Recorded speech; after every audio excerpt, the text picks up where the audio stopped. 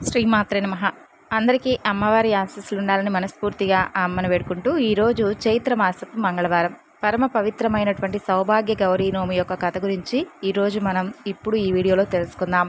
పూర్వం ఒక రాజ్యంలో ఆ రాజ్యాన్ని పరిపాలించేటటువంటి రాజు రాణి ఇద్దరూ కూడా తమ రాజ్యంలో ఉన్నటువంటి ప్రజలను కన్నబిడ్డల వలె పరిపాలిస్తూ వారందరినీ కూడా చాలా చక్కగా చూసుకుంటూ ఉండేవారు. ఇక ఆ రాజుగారి భార్య గౌరీ పూజలతో నిరంతరం కూడా కాలం వెళ్ళబుచ్చుతూ ఉండేది. గుణవంతులైనటువంటి పుత్రులు అలాగే మురిపాలు ఒలికించేటటువంటి మనమళ్లతో హాయిగా కాలం గడుపుతూ ఉంటారు. పార్వతీ పరమేశ్వరులు ఒకనాడు ఆమె భక్తికి మెచ్చి అతని సద్గుణాలను పరీక్షించాలనేటటువంటి కోరిక స్వామి అమ్మవార్లకు కలుగుతుంది. ఇక వెంటనే ఆ రాజుకు విరోధి అయినటువంటి అల్ప బలవంతుడైనటువంటి మరొక సామంతుడైనటువంటి ఒక రాజు అతని మీదకు దండెత్తి వచ్చేలా చేస్తారు. దైవబలం ఆ రాజుకు తోడవడం వలన ఆ సామంతరాజు ఆ రాజుతో హోరాహోరీగా యుద్ధం చేయడం ప్రారంభిస్తాడు. అయితే ఎందరో సైనికులు వీరస్వర్గం పొందుతారు, బందుకోటి మరణిస్తారు. ఆఖరకు ఆ రాజు కూడా యుద్ధంలో మరణిస్తాడు. అయినప్పటికీ మహారాణి కించిత్ అయినా బెదరకుండా యుద్ధభూమికి వస్తుంది. యమదూతలు విగత జీవులైనటువంటి వారి ప్రాణాలను తీసుకుపోతూ ఉంటారు. అప్పుడు ఆ మహారాణి వారిని నిలువరిచి, ఓ యమదూతలారా, మీకు అసలు ఇదేమి సాహసం? నా పసుపు కుంకుమలు ఈ విధంగా నిలిచి ఉండేందుకు పసుపు వాయనమిచ్చినటువంటి దానిని నేను. మా సిరి సంపదలు భోగభాగ్యాలు ఉండేందుకు బంగారం వాయనమిచ్చాను. వసతి వాకిలు నిలిచేందుకు తెల్ల చీరలు వాయనమిచ్చాను. పొలం తోటలు వనాలు ఉండేందుకు తోపు చీర వాయనమిచ్చాను. బిడ్డల క్షేమం నిమిత్తం కుడుములు అరిసెలు వాయనమిచ్చాను. పొరుగువారి పచ్చదనాన్ని కోరి పొగడ పూలిచ్చాను. బంధువుల బాగుకై బంతి పూలిచ్చాను. రాజ్యం సుభిక్షంగా ఉండేందుకై రత్నాలు, దేశశాంతిని కోరి చల్ల పునుగులు, పాడి పంటల పెంపుకై పాయసం, పేరు ప్రతిష్టల అభివృద్ధికి గారెలు, ప్రాణభయం లేకుండా పానకం, కోరికలు నెరవేందుకు కొబ్బరి బొండాలు, స్వర్గలోక ప్రాప్తికై స్వర్ణరాశి వాయనమిచ్చాను. అకాల మరణం కలుగకుండా ఉండేందుకు అరటిపళ్ళు వాయనమిచ్చాను. కాబట్టి మీరు నా భర్త ప్రాణాలను తీసుకుని వెళ్ళలేరు, నా ప్రజలను యమపురికి తీసుకుని వెళ్ళలేరు. పొండి పొండి, తొలగిపోండి అంటూ పలుకుతుంది. ఆమె మాటలకు, ఆమె చేసినటువంటి పుణ్య వాయనాల యొక్క ప్రభావానికి ఆ యమభటులు ఉత్త చేతులతో తిరిగి వెళ్ళిపోతారు. ఇక ఆ విధంగా పార్వతీ పరమేశ్వరులు ఆమె ఔన్నత్యానికి సంతోషించి వారికి సాక్షాత్కరించి ఆమె భర్తను తిరిగి మరలా బ్రతికించి అందరినీ కూడా తదితరులందరినీ కూడా బ్రతికిస్తారు. ఇది సౌభాగ్య గౌరీదేవి యొక్క వ్రతకథ. కథలో చెప్పిన వస్తువులను పుణ్యస్త్రీలకు వీలున్నప్పుడల్లా వాయనంగా ఇవ్వాలి. 5 ముత్తైదువులను పిలిచి గౌరీదేవిని ఆరాధించి వారికి పసుపు కుంకుమ రైకగుడ్డ దక్షిణ తాంబూలాలతో ఒక్కొక్కరికి 5 వస్తువులు వాయనం ఇవ్వాలి. పూర్వకాలంలో కన్యాకుమారికి సమీపంలో విష్ణుపురం అనే ఒక గ్రామంలో వెంకట్రామన్ అని ఒక పాలు పోసేవాడు ఉండేవాడు. అతను ప్రతిరోజు కూడా తన వద్ద ఉన్నటువంటి 10 గేదెల పాలను పితికి వాటన్నిటినీ కూడా ఒక పెద్ద గంగాళంలో పోసుకొని ఒక బండిపై పెట్టుకొని ఊరిలో ఉన్నటువంటి వారందరికీ కూడా ఆ పాలను పోస్తూ ఉండేవాడు. అలా వెంకట్రామన్ పాలలో ఎప్పుడూ నీరు అనేది కలపకుండా స్వచ్ఛమైనటువంటి పాలను పోస్తూ ఉంటాడని అందరూ కూడా చెప్పుకుంటూ ఉండేవారు. వెంకట్రామన్ భార్య పేరు సుమతి. ఆ దంపతులు ఇద్దరూ కూడా ప్రతిరోజు పరమేశ్వరుణ్ణి పూజించుకుంటూ ఉండేవారు. అయితే వెంకట్రామన్కు పరమేశ్వరుడంటే ఎంతో భక్తి. ప్రతి సోమవారం ఉపవాసం కూడా ఉండేవాడు. అలా వెంకట్రామన్ దంపతులకు అన్నీ ఉన్నప్పటికీ వారికి సంతానం లేకపోవడంతో ఎంతో బాధగా ఉండేది. ఎప్పుడూ కూడా పరమేశ్వరుని యొక్క అంటే స్వామివారిని ఏ విధంగా స్వామికి పూజ చేసినా కానీ, స్వామి మాకున్నటువంటి బాధల్లా కూడా సంతానం లేకపోవడమే, కాబట్టి మాకు సత్సంతానం ఇవ్వు స్వామి అంటూ ప్రార్థించుకుంటూ ఉండేవారు. అందరి ఇళ్లల్లో పాలు పోసిన తర్వాత ఇంటికి వచ్చే దారిలో ఒక చెట్టు పక్కన ఉన్నటువంటి ఒక కొలాయి కింద పాత్రలన్నీ కూడా కడిగేవాడు. కొంచెం మిగిలినటువంటి పాలను పక్కనే ఉన్నటువంటి ఒక చెట్టు మొదట్లో పోసేవాడు వెంకట్రామన్. అదేవిధంగా ప్రతిరోజు కూడా చేస్తూ ఉండేవాడు. అయితే ఒకనాటి రాత్రి వెంకట్రామన్కు కలలో సుబ్రహ్మణ్యేశ్వర స్వామివారు దర్శనమిచ్చాడు. నాయనా వెంకట్రామన్, నీ భక్తికి నేను ఎంతో సంతోషించాను. నీవు ప్రతిరోజు కూడా చెట్టు మొదట్లో అందరికీ పోయగా మిగిలినటువంటి పాలును ఆ చెట్టు మొదట్లో పోస్తూ ఉన్నావు కదా. అయితే ఆ చెట్టు పక్కనే ఉన్నటువంటి ఒక పొదలో ఒక దివ్య సర్పం ఉంది. రోజు కూడా నీవు పోసే పాలు ఆ సర్పరాజం స్వీకరిస్తూ ఉంది.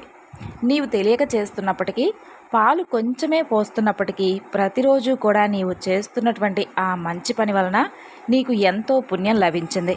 అంతేకాదు, నిన్న నాకు ఎంతో ప్రీతికరమైనటువంటి సుబ్రహ్మణ్య షష్ఠి. నిన్న కూడా నీవు ఎప్పటిలాగే అక్కడ పాలు పోసావు. ఆ విధంగా అక్కడ ఉన్నటువంటి దివ్య సర్పానికి ఆ పవిత్ర దినాన నీవు పాలు పోసిన వాడివై ఎంతో పుణ్యాన్ని సంపాదించుకున్నావు. దీనివలన నేను కూడా ఎంతో సంతోషించాను. నీకు త్వరలోనే చక్కని కుమారుడు జన్మిస్తాడు. నీవు ఆ కుమారుని తీసుకొని ఇక్కడకు అతి దగ్గరలో ఉన్న నా పుణ్యక్షేత్రమైనటువంటి తిరుచెందూరుకు వెళ్ళి పిల్లవాడికి అక్కడే నామకరణం చేయవలసింది అని చెప్పి అంతర్ధానమవుతాడు స్వామి. ఉదయం నిద్రలేవగానే భార్య సుమతికి తనకు వచ్చిన కలనంతా వివరంగా చెబుతాడు. సాక్షాత్తు ఆ షణ్ముఖుడే వారిని అనుగ్రహించినందుకు ఎంతో సంతోషిస్తారు. ఆ తరువాత వెంకట్రామన్ అప్పటి నుండి ప్రతిరోజు క్రమం తప్పకుండా చెట్టు మొదట్లో పాలు పోస్తూ ఉండేవాడు. ఎప్పుడైనా ఆ దివ్య సర్పం కనిపిస్తుందేమోనని ఆత్రతగా చూసేవాడు. కానీ ఎప్పుడూ కూడా కనపడలేదు. ఆ షణ్ముఖుడి దయవలన సుమతి కొన్ని రోజులకు గర్భం దాల్చి చక్కని పిల్లవాడిని కంటుంది. సుబ్రహ్మణ్యేశ్వరుడు చెప్పినట్లుగా పిల్లవాడిని వెంటబెట్టుకుని తిరుచెందూరుకు బయలుదేరతారు. ఆ రోజుల్లో ఎడ్ల బండీలపైనే ప్రయాణం. కొంత దూరం వెళ్ళేప్పటికీ దారి ఎదురుగా ఒక అద్భుతమైనటువంటి తేజస్సుతో ప్రకాశిస్తున్నటువంటి సర్పం కనిపిస్తుంది. స్వామివారి కలలో చెప్పినటువంటి సర్పం ఇదేనని వెంకటరామన్కు అనిపిస్తుంది. అలా కుటుంబం అంతా కూడా బండి దిగి ఆ దివ్య సర్పానికి నమస్కరిస్తారు. తరువాత ప్రయాణం ముందుకు సాగించి వెంకటరామన్ దంపతులు మరునాడు ఉదయానికి తిరుచెందూరుకు వెళ్ళి అక్కడ కొలువై ఉన్నటువంటి స్వామివారిని దర్శించుకుంటారు. ఇప్పుడు మరొక చక్కని కథ గురించి తెలుసుకుందాం. కశ్యప ప్రజాపతి దితిల కుమారుడు వజ్రాంగుడు. ఒక రోజున వజ్రాంగుడు భార్యను పిలిచి నీకేం కావాలో కోరుకోమని అడుగుతాడు. నువ్వేమీ బెంగ పెట్టుకోకుండా నీ కోరిక ఏమిటో చెప్పు అని అడుగుతాడు. అప్పుడు అతని భార్య అయినటువంటి వరాంగి ముల్లోకాలను గెలవగలిగినవాడు, పాకశాసనుని కన్నుల వెంట నీళ్లు కార్పించగలిగినటువంటి వాడు, నా కడుపున కొడుకుగా పుట్టే విధంగా నన్ను అనుగ్రహించు అని అడుగుతుంది. అప్పుడు వజ్రాంగుడు బ్రహ్మదేవుడి గురించి తపస్సు చేస్తాడు. బ్రహ్మదేవుడు ప్రత్యక్షమవుతాడు. వజ్రాంగుడు నమస్కారం చేసి స్వామి, వరాంగి కోరినటువంటి కొడుకును ఆమెకిప్పించండి అని అడుగుతాడు. ఇక వరాంగికి తాను కోరుకున్నటువంటి కొడుకు పుడతాడు. అతను పుట్టగానే చాలా పెద్ద అల్లరి ప్రారంభమవుతుంది. వజ్రాంగుడు కశ్యప ప్రజాపతిని తీసుకొచ్చి ఆ పిల్లవాడికి తారకుడు అని పేరు పెడతాడు. ఇక లోకం మాత్రం ఆ పిల్లవాడిని తారకాసురుడు అని పిలిచింది. తారకుడు పెరిగి పెద్దవాడవుతాడు. అతన్ని చూసి దితి, వరాంగి ఎంతో సంతోషించిపోతూ ఉంటారు. వాళ్ళ కోరిక సంపూర్ణంగా నెరవేరడం కోసం తారకుడినే బ్రహ్మ గురించి తపస్సు చేసి వరాన్ని పొందమంటూ ప్రోత్సహిస్తారు. అప్పుడు తారకుడు కూడా తపస్సుకు బయలుదేరి తపస్సును ప్రారంభిస్తాడు. ఒక కాలు మీద నిలబడి కళ్ళు తెరుచుకుని సూర్యుడిని చూస్తాడు. అలా 100 ఏళ్ల పాటు తపస్సు చేస్తాడు. తరువాత ఉగ్ర తపస్సును మొదలు పెడతాడు. అందులో నుండి ధూమం పుడుతుంది. అది లోకాలను కాలుస్తూ ఉంటుంది. అప్పుడు దేవతలందరూ కూడా బ్రహ్మ దగ్గరకు వెళ్ళి అతని తపస్సు లోకాలన్నింటినీ కూడా కాల్చేస్తుంది, మీరు వెళ్ళి అతనికి ఏం కావాలో అడగండి మహాప్రభు అని అడుగుతారు. అప్పుడు బ్రహ్మదేవుడు వెళ్తాడు. తారకుడు ఎదురుగా బ్రహ్మదేవుడు ప్రత్యక్షమై నాయనా, ఏమిటసలు నీ కోరిక అని అడుగుతాడు. అప్పుడు తారకుడు బ్రహ్మదేవుడికి నమస్కరించి దేవతలందరినీ 3 లోకాలను గెలవగలిగినటువంటి శక్తిని నాకు ఇవ్వవలసింది. పురారి అయినటువంటి పరమేశ్వరుడు మన్మధుని దహిస్తాడు. ఆయన కామారి, ఆయనకు కోరిక లేదు. అటువంటి పరమేశ్వరుడికి కొడుకు పుడితే అతని చేతిలో నేను చనిపోవాలి. ఆ మేరకు నాకు వరం ఇవ్వవలసిందని అడుగుతాడు. అప్పుడు బ్రహ్మదేవుడు పరమేశ్వరుని తలుచుకొని తదాస్తు అంటూ భారంగా హంసనెక్కి అక్కడి నుండి వెళ్ళిపోతాడు. తారకుడిని 3 లోకాలకు రాజ్యాభిషేకం చేసేస్తారు. దేవతలందరినీ పిలిచి ఎవరెవరు ఏ ఏ పనులు చేయాలో నిర్ణయించి చెప్పేస్తాడు తారకుడు. అలా అందరినీ శాసించి చక్కగా సింహాసనం మీద కూర్చొని రాజ్య పరిపాలన చేస్తూ ఉంటాడు. ఇప్పుడు వాళ్ళందరూ కూడా శ్రీ మహావిష్ణువు దగ్గరకు వెళ్ళి స్వామి, నువ్వే మమ్మల్ని రక్షించాలని చెప్పి బోరున విలపిస్తారు దేవతలందరూ. ఈలోగా తారకుడు రాణి వచ్చి శ్రీమన్నారాయణుల వారితో యుద్ధాన్ని మొదలు పెడతాడు. నారాయణుడు సుదర్శన చక్రాన్ని ప్రయోగిస్తాడు. సుదర్శన చక్రం తారకుని కంఠాన్నందు పుష్పమై రాజులుతుంది. అప్పటికి ఎటువంటి మాయ ప్రయోగించాలో అటువంటి మాయను విష్ణుమాయ చేసి శ్రీ మహావిష్ణువు అక్కడి నుండి తప్పించుకుంటాడు. ఇప్పుడు అందరూ కలిసి చేసేది లేక మరలా బ్రహ్మదేవుడి వద్దకు వెళ్తారు. పరమేశ్వరుడికి కొడుకు పుట్టే విధంగా మేమేం చేయాలో చెప్పండి, చేసి ధన్యులమవుతాం అని చెప్పి ముందు వెనక చూడకుండా బ్రహ్మదేవుడు ఇచ్చినటువంటి వరాలతో దేవతలకే శిరోవేదన కలిగించేవాడయ్యాడు తారకుడు. ఆలోచించకుండా వరాలు ఇచ్చినందుకు బ్రహ్మదేవుడికే తలపట్టుకోవాల్సినటువంటి స్థితిని కల్పించాడు. అది సంగతి. అది తారకుని యొక్క వృత్తాంతం. కాబట్టి ఈ యొక్క తారకాసురుడు కోరిన రీతిన అన్ని విధాలా సరిపోగలిగినవాడు శివవీర్య సంజాతుడు ఒక్కడే. కాబట్టి దేవతలకు అంత ఆదుర్త పెరిగిపోతుంది. అయితే శివవీర్య సంజాతుడు తప్ప తారకుడిని జయించేవాడు లేడు. బ్రహ్మదేవుడి వరప్రభావం అదే అన్నమాట. సతీదేవి లేనందున పరమేశ్వరుడు తపోదీక్షలో ఉన్నందున ఇది ఎలా సాధ్యం అనుకుంటారు. ఇక బ్రహ్మాది దేవతలందరూ కూడా శ్రీ మహావిష్ణువును కలిసి మంత్రాలోచన జరుపుతారు. ఏదో ఒక విధంగా పరమేశ్వరుని ఒప్పించి ఏదో ఒక పిల్లని తెచ్చి కట్టబెడదాం అనుకోండి. ఆ పిల్ల శివ తేజోపుంజానికి తట్టుకుంటుందా అని సందేహం వస్తుంది వారందరికీ. అది నిజమే. అయినా పరమేశ్వరుడు ఏ పిల్లనంటే ఆ పిల్లను చేసుకునేవాడా అనే ఇంకొక సందేహం మరికొందరు కలుగుతుంది. శ్రీ మహావిష్ణువు అందరికీ ధైర్యం చెబుతాడు. అలాంటి మహాశివతేజాన్ని భరించగలిగేది సాక్షాత్తు ఆదిశక్తి స్వరూపిణి అంశతో జన్మించనున్నది. ఆమె హిమవత్ పర్వత రాజతనయ అంటూ సూచిస్తాడు. ఇక తారకాసుర సంహారార్థం ఎంతో పగడ్బందీగా దేవతలందరూ కూడా ఆ యొక్క పర్వతరాజ తనయనే శంకరుడికి పత్నిగా చేసేటటువంటి ప్రయత్నానికి శ్రీకారం చుడతారు. ఇంతకు అసలు ఆవిడ జన్మించలేదే అప్పటికింకా అంటే ప్రాభవ వైభవాల దగ్గర నుండి తమ ప్రయత్నం మొదలుపెట్టారనమాట దేవతలందరూ కూడా. ఇక ప్రకృతి పురుషుల కలయిక జరగాలి, తత్ఫలం కుమార రూపంలో ఎదగాలి, ఆయన వలన తారకాసుర సంహారం జరగాలి. మరలా దేవతలందరూ కూడా సమావేశమవుతారు ఇంద్రుని యొక్క ఆధ్వర్యంలో. ప్రత్యక్ష సాక్షి అయినటువంటి సూర్యుడు ఇలా అంటాడు, నిజమే, పరమేశ్వరుని తపోదీక్ష నిత్యం కూడా నేను చూస్తూ ఉన్నాను కదా. పార్వతీదేవి అంత చేరువలో ఉన్నప్పటికీ కూడా ఎటువంటి కామ వికారానికి లోను కావడం లేదు. కావచ్చు, కానీ ఆవిడ పూర్వాశ్రమంలో అతని పత్ని సతీదేవియే కదా ఆమె. అగ్నిదేవుడు అంటాడు, నిజమే, కానీ ఆ సంగతైనా వారిరువురికి తెలియజెప్పి పరస్పరం వారి మధ్య ప్రేమ అంకురించే విధంగా చేయగలవారు ఎవరు? హవిస్సులను మోసే సామర్థ్యం ఉన్నవాడివి, ఈ చిన్న కబురు మోసే పని నీవే చేపట్టరాదు అంటూ ఇంద్రుడు అగ్నిని పొగిడి ఆ పనిని సాధించమనడుగుతాడు. అది మాత్రం నా వల్ల కాదు దేవేంద్ర, ఏమీ అనుకోవద్దంటాడు అగ్నిదేవుడు. వరుణ, చల్లని వాడివి, నీవైనా ఈ పనిని చేయరాదు అంటూ ఇంద్రుడి మాట అతని నోట్లోనే ఉండుండగానే దేవాదిదేవా, అన్యదా భావించవద్దు, అది నా చేత కాదంటాడు వరుణుడు. కుబేర, పరమేశ్వరుడు నీకు పరమ పవిత్రుడు కదా, ఈ సాహస కార్యానికి నువ్వైనా పుంజుకోవచ్చు కదా అంటాడు. సాహస కార్యం మాట అలా ఉంచు, ఇంతకుముందే సతీదేవి దేహత్యాగం జరిగిన అనంతరం పునర్వివాహం చేసుకోమని శివుడికి సలహా ఇచ్చి చివాట్లు తిన్నాను. ఇప్పుడు మరలా నేను ఆ పని చేయడం నా వల్ల కాదు అంటాడు కుబేరుడు. మహామునుల వైపు చూస్తాడు ఇంద్రుడు. వారిలో ఒక్కరు కూడా ఈ బాధ్యతను నెత్తిన వేసుకోవడానికి ముందుకు రారు. నిరుత్సాహంగా తమ గురువు అయినటువంటి బృహస్పతి వంక చూస్తాడు దేవేంద్రుడు. పాకశాసన, ప్రస్తుతం పరమేశ్వరుడు వద్ద ఉన్నది పార్వతీదేవి. పార్వతీదేవి సతీ అవతారం అనేది పరమేశ్వరుడికి తెలియదా? కానీ అతను అంత సులభంగా స్త్రీ వ్యామోహాన్ని పొందేవాడా? అక్కడ పార్వతీదేవి ఆయన్నే వివాహం ఆడగోరి సాన్నిధ్యాన వహిస్తూ ఆయన అనుగ్రహం కోసం వేచి ఉంది. ఆవిడపై ఆయనకు ప్రీతి కలిగితేనే కదా కార్యం సఫలమయ్యేది. ఇప్పుడు మనకు మన్మధుడే దిక్కు కాబట్టి ఆయన్ను అడిగి కార్యం ఫలవంతం అయ్యేలా చూడు అని అంటాడు దేవేంద్రుడు. ఇక మన్మధుణ్ణి మనసారా తలుచుకుంటాడు దేవేంద్రుడు. సుందరీమణుల కనుబొమ్మలను పోలినటువంటి విల్లును ధరించి తలచినదే తడువుగా ఆ రీతిన వేంచేసినటువంటి రతీపతిని శచీపతి సాధారణంగా ఆహ్వానిస్తాడు. ఇక తన వల్ల ఏదో ముల్లోకాలకు ఉపకరించేటటువంటి పని పడిందే. దేవేంద్రుడు పిలిచాడంటే ఆ క్షణమే అర్థమైపోతుంది మన్మధుడికి. ఒకవేళ దేవేంద్ర పదవి నాశించి ఎవరైనా ఘోర తపస్సు చేస్తున్నారా? అందుకే ఇంద్రుడు కలవరపడిపోయి తపోభంగ నిమిత్తం నన్ను రప్పించాడా అంటూ ఆలోచిస్తూ ఉంటాడు మన్మధుడు. ఒక్క నిమిషం ఆగి ఆ విషయమే అడిగేస్తాడు కూడాను. ఇంకెక్కడ పదవి మన్మద? అది తారకాసురుడు పాలైంది. పదవే ఉంటే దేవసభలో ఉండకుండా ఈ రహస్య స్థావరంలో దేనికుంటాను చెప్పు అంటాడు ఇంద్రుడు. అయ్యో అలాగా, ఏమిటి సంగతి అని అడుగుతాడు మన్మధుడు.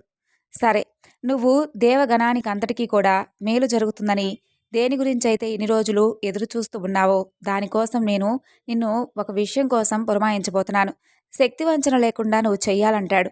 అప్పుడు తప్పకుండా మన్మధుడు నేను చేస్తాను అని అడుగుతాడు. ఇక దేవేంద్రుల వారు ఈ విధంగా చెబుతారు. ఓ మన్మద, నీ యొక్క సుమసర ప్రయోగాలు సాంబశివుడి మీద సాగాలి. ఏమీ సాంబశివుడి పైన భయమా? సాత్విశయంతో కాస్త బింకంగా పైకి కనిపించినప్పటికీ మన్మధుడికి మనసులో భయమే కలిగింది. ఇక పెద్ద పెట్టున ఒక్కసారిగా నవ్వుతూ, నాకు భయమా? నేను అజాత శత్రువును కదా, నన్నందరూ మిత్రులుగానే భావిస్తారు. కాబట్టి నేను ఎవరికీ కూడా శత్రువును కాదంటూ గంభీరంగా ప్రశ్నిస్తాడు. ఇక ప్రస్తుతం పరమేశ్వరుడు ఓషధీప్రస్థం అనేటటువంటి ప్రాంతంలో తపస్సు చేస్తున్నాడు. దాక్షాయిని ప్రస్తుతం హిమవంతుడి బిడ్డగా పుట్టి పార్వతిగా పెరుగుతుంది. యవనవతి అయినటువంటి తన కుమార్తెను హిమవంతుడు సపర్యలు చేసేటటువంటి నిమిత్తమై స్వయంగా పరమేశ్వరుడి సన్నిధిని విడిచి వచ్చాడు. మేలు మేలు వారిరువురు భార్యాభర్తలయ్యేందుకు మంచి అవకాశం లభించాలి కదా. కాబట్టి ఆ పని అంత సులభ సాధ్యం కాదు. అందులో నీ ప్రమేయం అవశ్యం. అతని హృదయమున ప్రేమ రేకెత్తించాలంటే నీ యొక్క సుమసర ప్రతాపం రుచి చూపించాలి. తద్వారా వారిరువురికి ప్రణయం అంకురించి అది పరిణయంగా పరిగణిస్తే తారకాసుర వధ అనేది జరుగుతుంది. కాబట్టి ఈ యొక్క కార్యక్రమ నిర్వహణకు నిన్ను ఆహ్వానించాను. మొదట సంకోచించిన తరువాత దేవతాగణాల హితం కోసం నెమ్మదిగా తలూపుతాడు మన్మధుడు. ఆ విధంగా పరమేశ్వరుడు తపమాచరిస్తున్నటువంటి ప్రదేశానికి చేరుకుంటాడు. అకాలంలో వసంత ఋతు సూచనలు ప్రారంభమవుతాయి.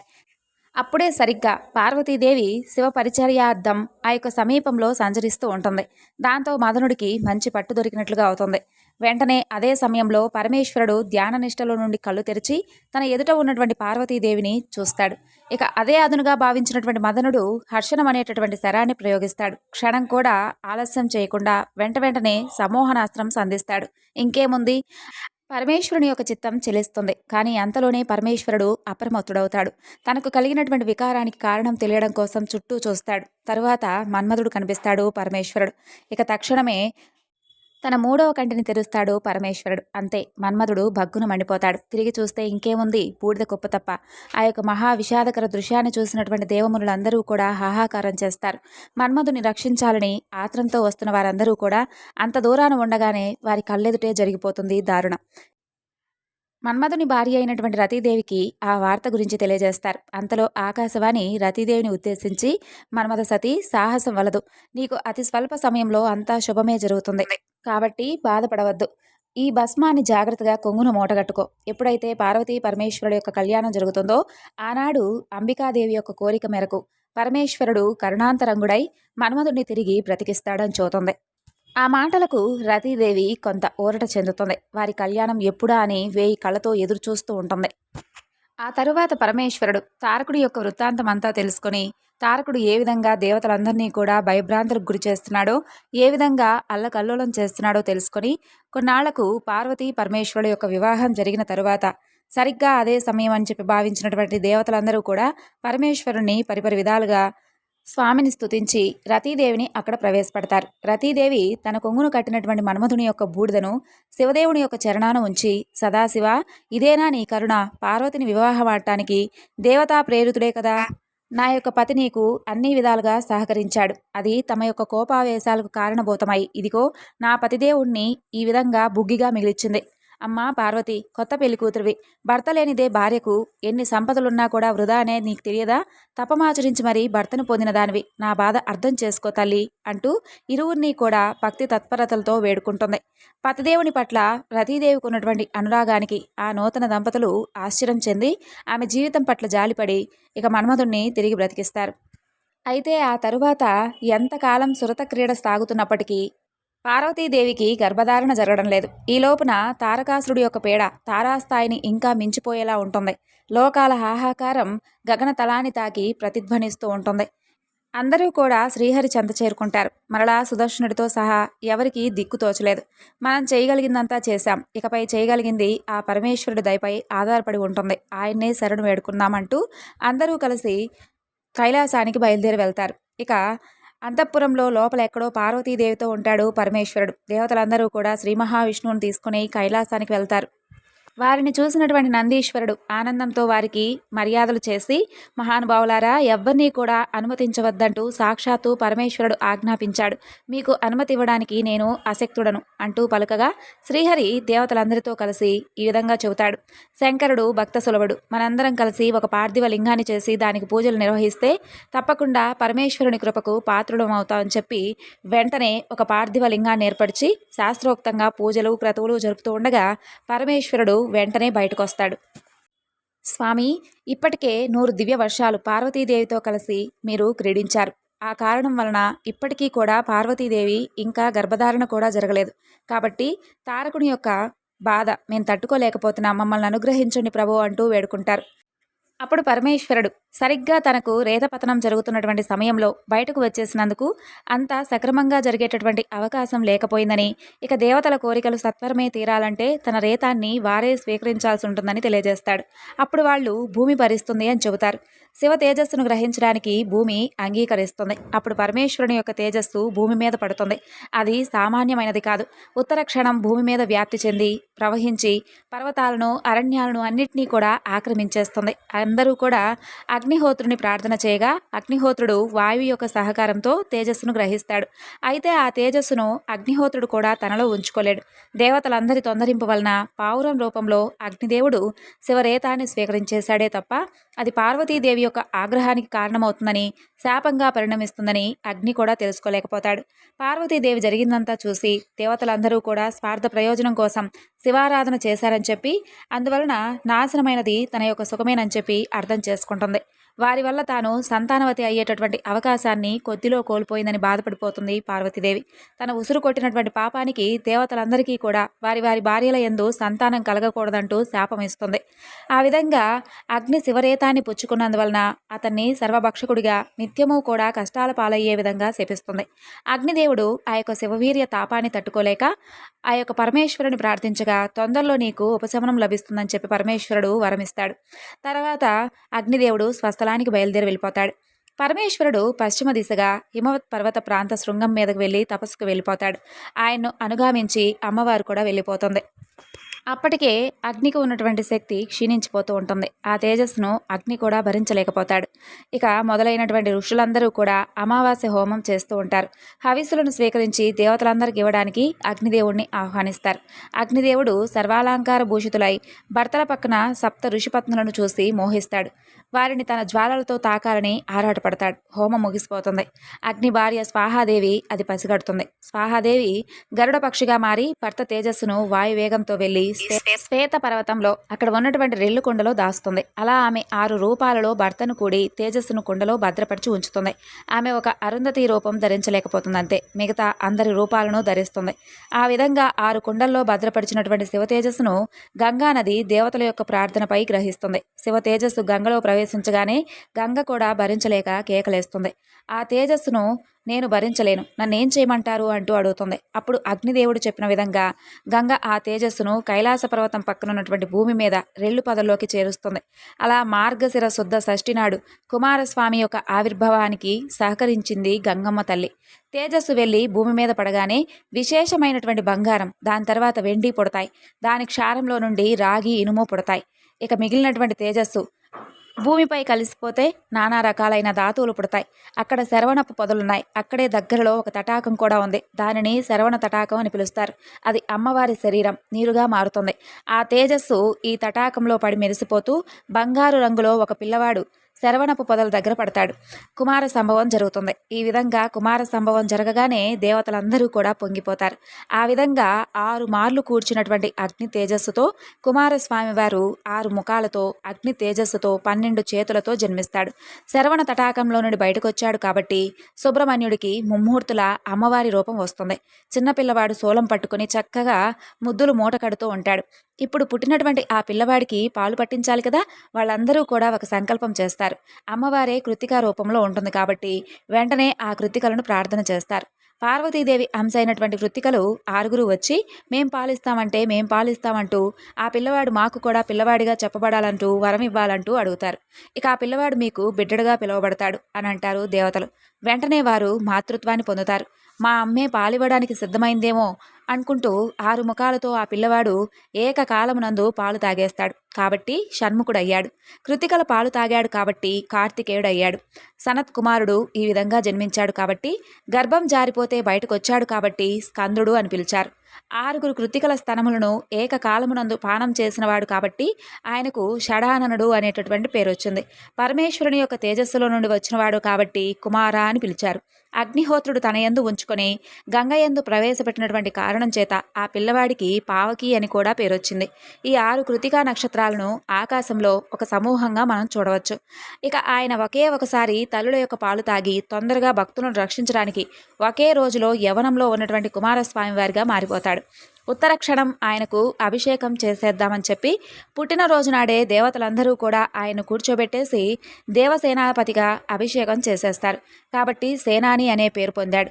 ఈయనే గుహ అనేటటువంటి పేరు కూడా పొందాడు. కాబట్టి పరమ పవిత్రమైనటువంటి ఈ యొక్క సుబ్రహ్మణ్య స్వామి వారి యొక్క జననం వినడం అనేది ఈరోజు నిజంగా అదృష్టం. ఎవరైతే సుబ్రహ్మణ్యుడికి భక్తులై ఈ యొక్క లోకమునందు సుబ్రహ్మణ్యుని యొక్క ఆరాధన చేస్తారో వారందరూ కూడా ఆయుష్మంతులై పుత్ర పౌత్రులను చూస్తారు, స్కందలోకాన్ని పొందుతారు. శుక్లపక్ష పాడ్యమిలో శివ తేజస్సుచే విద్యలో గర్భం ధరించడం, తదియలో రూపం ఏర్పడటం, చవితిలో అన్ని అవయవాలు ఏర్పడి పంచమి నాడు పూర్తి ఆకారంతో నిలబడి విల్లు ధరించడం జరుగుతుంది. కుమారస్వామి విల్లు ఎక్కుపెట్టగానే ఆ ధ్వనికి ఐరావతం, సుప్రీతకం అనే ఏనుగులు కుమారస్వామి మీదకు లంఘిస్తాయి. కుమారస్వామి వారు వాటిని తన చేతులతో అణిచిపెడతాడు. ఒక చేత్తో తనకు సహజ సిద్ధంగా లభించినటువంటి శక్తి ఆయుధాన్ని పట్టుకుంటాడు. ఒక చేత్తో వినోదంగా కోడిని పట్టుకుని శంఖం పూరిస్తాడు. బొటనవేలును చప్పరిస్తూ ఆకాశాన్ని చేతులతో చరుస్తాడు. ఒక బాణంతో క్రౌంచ పర్వతాన్ని, శక్తి ఆయుధంతో శ్వేతపర్వతాన్ని ఛేదిస్తాడు. 6 ముఖాలతో సింహనాదం చేస్తాడు. ఆ సింహనాదానికి పర్వతాలు కూడా చెలించిపోతాయి, సముద్రాలు పొంగిపోతాయి. అప్పుడు చైత్రరథం అనే అడవిలో ఉన్నటువంటి జనం సప్తఋషి పత్నులకు అగ్నిదేవుని వలన జన్మించినటువంటి బాలుని వలన ఈ యొక్క ఉదాంతాలన్నీ కూడా సంభవిస్తున్నాయంటూ వాళ్ళందరూ వాపోతారు. ఆ అపనిందను భరించలేక ఋషులందరూ కూడా తమ భార్యలను విడిచిపెడతారు. కొందరు మాత్రం అందులో ఋషిపత్నుల దోషం ఏమీ లేదు, అగ్నిదేవుని యొక్క భార్య స్వాహాదేవి ఋషిపత్నుల రూపంలో అగ్నిదేవుని చేరింది అని చెప్పుకుంటారు. స్వాహాదేవి, అయ్యా, ఈ బాలుడు నాకు, నా భర్తకు జన్మించాడు. మీ పత్నులకు ఇందులో ఎలాంటి సంబంధం లేదు, వారిని స్వీకరించండి అని చెబుతుంది. అప్పుడు ఋషులు ఆమె మాటలను విశ్వసించరు. తరువాత విశ్వామిత్రుడు అనేటటువంటి ముని అగ్ని కుమారుడుకు జాతక కర్మలు చేస్తాడు. పార్వతీ పరమేశ్వరులిద్దరూ కూడా తమకు కుమారుడు కలిగాడని చెప్పి తెలుసుకుని చాలా సంతోషిస్తారు. వెంటనే కైలాసం నుండి ఒక రథాన్ని పంపించి కుమారస్వామి వారిని కైలాస పర్వతం మీదకు తీసుకుని వెళ్లారు. తల్లి పార్వతీదేవి పిల్లవాడిని చూడగానే పరవశించిపోయి ఎదురయ్యి చక్కగా ముద్దు పెట్టుకుంటుంది. ఆయన కూడా పరవశించి సుబ్రహ్మణ్యుణ్ణి దగ్గరకు తీసుకొని ఆయుష్మాన్ భవ అంటూ 6 మాటలు అంటాడు పరమేశ్వరుడు. ఇక ఇప్పుడు జరగవలసినటువంటి దేవకార్యం ఒకటి ఉంది. అదే తారకాసురుని యొక్క సంహారం. సుబ్రహ్మణ్యుడి యొక్క శక్తి సామాన్యం కాదు. తారకుణ్ణి ఎదిరించడానికి వీలుగా దేవతలందరూ కూడా వారి శక్తులన్నింటినీ కూడా సుబ్రహ్మణ్యుడికి దారిపోస్తారు. పార్వతీ పరమేశ్వరులిద్దరూ కలిసి త్రిశూలము, పినాకము, అలాగే గొడ్డలి, శక్తి శూలాలను ఇస్తారు. శంకరుడు దగ్గర కూర్చోబెట్టుకుని శాంభవి విద్యను కూడా కటాక్షిస్తాడు. అలా దేవతలందరూ కూడా వారి వారి ఆయుధాలన్నింటినీ అలాగే శక్తిని కుమారస్వామి వారికి దారిపోస్తారు. ఆ విధంగా సుబ్రహ్మణ్యుడు సైన్యాధ్యక్షుడిగా దేవతా సమూహంతో తారకాసురుడిపై యుద్ధానికి సంసిద్ధమవుతాడు. ఇరుపక్షాల మధ్య పోరు మొదలవుతుంది. ఎక్కడ చూసినా తలలు తెగినటువంటి గుర్రాలు, కాళ్ళు తెగిన ఏనుగులు, అదంతా కూడా బీభత్సంగా మారిపోతుంది ఆ యొక్క రణరంగం. అంతలో తారకుడు తన వద్ద ఉన్నటువంటి శక్తి ఆయుధాన్ని ఇంద్రుడిపై ప్రయోగిస్తాడు. అది ఇంద్రుడి వాహనమైనటువంటి ఐరావతానికి తగిలి అది మూర్ఛపోతుంది. ఇక తారకాసురుడు కాస్త తేరుకొని కోపోద్రిక్తుడై పరమేశ్వర ప్రసాదితమైనటువంటి శక్తి ఆయుధాన్ని ఇంద్రుడిపై ప్రయోగిస్తాడు. దాంతో ఇంద్రుడు నేల కొరుగుతాడు. తారకాసురుడు కింద పడ్డ ఇంద్రుణ్ణి హింసించడం మొదలు పెడతాడు. అదంతా చూస్తున్నటువంటి దేవతలందరూ కూడా గగ్గోలు పెడతారు. ఇక కుమారస్వామి వారు ఆగ్రహంతో రుద్రుడవుతాడు. ప్రళయ తాండవం చేస్తున్నటువంటి కుమారస్వామిని చూసి తారకుడి మనసులో ఆందోళన మొదలవుతుంది. ఆ రాత్రంతా కూడా శివధ్యానంతో గడుపుతాడు. పరమేశ్వరుని యొక్క లింగానికి పూజలు నిర్వహిస్తూ తరుణోపాయాన్ని సూచించమంటూ వేడుకుంటాడు. అతని ప్రార్థనలకు సంతోషించినటువంటి పరమేశ్వరుడు అదృశ్య రూపంలో తారకుడితో ఇలా చెప్తాడు. తారక, నువ్విది సాక్షాత్తు నువ్వు కోరుకుందే కదా. కేవలం నా వలన జన్మించినటువంటి పుత్రుడి చేతిలో నీ మరణాన్ని కోరుకున్నావుగా. కుమారస్వామి నా పుత్రుడు, కేవలం నాకు మాత్రమే పుత్రుడు కాబట్టి అతని చేతిలో నీ మరణం తప్పదు. అయినా నా భక్తుడి కాబట్టి నీకు మోక్షాన్ని ప్రసాదిస్తున్నానంటాడు. అప్పుడు తారకుడు పరమేశ్వరుడితో ఈ విధంగా అంటాడు. స్వామి, ఇప్పటి వరకు నీ దయతో ముల్లోకాలను పాలించాను, కానీ ఇప్పుడు నాకింకా ఆ కోరిక లేదు. సుబ్రహ్మణ్య షష్ఠి నాడు భక్తి తప్ప వేరే ఆలోచన లేదు. వృత్తాంతం గురించి, నా మీద కరుణతో మీరు ప్రసాదించినటువంటి ఆత్మలింగాన్ని నేను నా కంఠసీమలో ధరిస్తూ వచ్చాను కదండి. నా నిర్యాణం దీని పరిస్థితి ఏమిటి? సుబ్రహ్మణ్యుడి యొక్క ఆందోళనతో ప్రార్థించగా పరమేశ్వరుడు దయాళుడై మరొక చక్కని తరువాత కూడా ఈ దివ్యలింగం మోక్షకారకలదు అంటూ దీవించి అంతర్ధానమవుతాడు. ఇక మరునాడే సుబ్రహ్మణ్యుడు తారకాసురుల మధ్య భీషణమైనటువంటి పోరు జరుగుతూ ఉంటుంది. సుబ్రహ్మణ్యుడు ప్రయోగించినటువంటి అస్త్రాలన్నీ ఆత్మలింగ ప్రభావం వలన వ్యర్థాలవుతూ ఉంటాయి. తారకుడు దేవగణాలపై మయుడు ఇచ్చినటువంటి మహాశక్తి అస్త్రాన్ని మంత్రపూర్వకంగా ప్రయోగించగా దేవగణాలన్నీ కూడా నిశ్చేష్టులవుతాయి. ఆ తరువాత వెంటనే సుబ్రహ్మణ్యుడు దానిని నిరోధించడానికై బ్రహ్మాస్త్రాన్ని ప్రయోగిస్తాడు. అలా వారిరువురకు 20 రోజుల పాటు భీకరమైనటువంటి పోరు సాగుతుంది. అస్త్రాల దాటికి ముల్లోకాలు తల్లడిల్లిపోతూ ఉంటాయి. ఆ తరువాత అదును చూసి సుబ్రహ్మణ్యుడు బ్రహ్మాస్త్ర ప్రయోగంతో తారక సంహారం చేయగా ఆ యొక్క భక్తాగ్రేసరుడు నేలకూలుతాడు. రాక్షస సైన్యం పలాయనం చిత్తగించి వెళ్ళిపోతారు. దేవతలందరూ ఆనందంతో స్కందుడిపై పుష్పవృష్టిని కురిపిస్తారు. ఇది తారకాసురుని యొక్క సంహార ఘట్టం అంటూ సూత మహర్షుల వారు శౌనకాది మహాములందరికీ కూడా తెలియజేస్తాడు. ఇక ఆ తరువాత తారకాసురుని యొక్క కుమారులైనటువంటి సూరపద్ములను కూడా ఆ తరువాత తారకాసురుని యొక్క కుమారుడైనటువంటి సూరపద్ములను కూడా కుమారస్వామి వారు సంహరించి సింహాసనాన్ని తిరిగి దేవేంద్రుడికి అప్పగించి త్రిలోకాధిపత్యాన్ని కట్టబెడతాడు.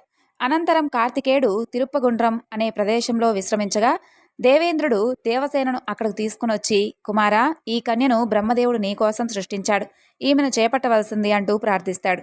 ఇక కుమారస్వామి అందుకు అంగీకరించి దేవసేనను వివాహమాడతాడు. అమర వైభవంతో దేవగణాలన్నీ కూడా వారి వివాహాన్ని జరిపిస్తాయి. రంగరంగ వైభవంతో దేవసేన సుబ్రహ్మణ్యుల యొక్క వివాహం జరుగుతుంది. అల్లుడికి కానుకగా ఐరావత సమేతంగా అమూల్యమైనటువంటి వస్తువులను ఇంద్రుడు బహుకరించేస్తాడు. మహావిష్ణువు తన మేనల్లుడు అల్లుడుకు అపూర్వమైనటువంటి యశస్సును ప్రసాదిస్తాడు. సుబ్రహ్మణ్యుడు శ్రీ మహావిష్ణువు చెల్లెళ్ళైనటువంటి పార్వతీదేవి కుమారుడు కాబట్టి శ్రీ మహావిష్ణువుకు మేనల్లుడవుతాడు కాబట్టి మేల్ మురుగన్ అనేటటువంటి పేరుతో ప్రఖ్యాతి పొందాడు.